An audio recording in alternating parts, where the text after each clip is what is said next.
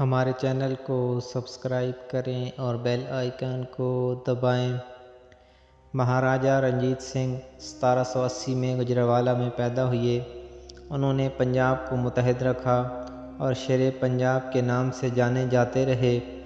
ایک دن رنجیت سنگھ کے دربار میں کچھ سکھ حاضر ہوئے اور عرض کی کہ مسلمان جو صبح کو اذان دیتے ہیں اس سے ہمارے برتن پلید ہو جاتے ہیں، مسلمانوں کو ایسا کرنے سے روکا جائے۔ رنجیت سنگھ نے ایک انوکھا تاریخی حکم دیا۔ انہوں نے مسلمانوں کو اذان دینے سے روک دیا، مگر ساتھ ہی جتنے سکھ یہ شکایت لے کر آئے تھے ان کی ڈیوٹی لگا دی کہ اب وہ اذان کے وقت ہر مسلمان کے گھر جائیں اور اسے بتائیں کہ نماز کا وقت ہو گیا ہے۔ سکھوں پر تو جیسے قیامت ٹوٹ پڑی۔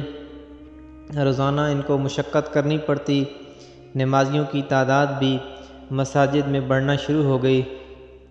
کچھ دنوں بعد ان سکھوں نے ہاتھ جوڑ لیے، رنجیت سنگھ سے کہا کہ آپ اپنا حکم واپس لیں، مسلمانوں کو اذان دینے دیں، اب برتن پلید نہیں ہوتے۔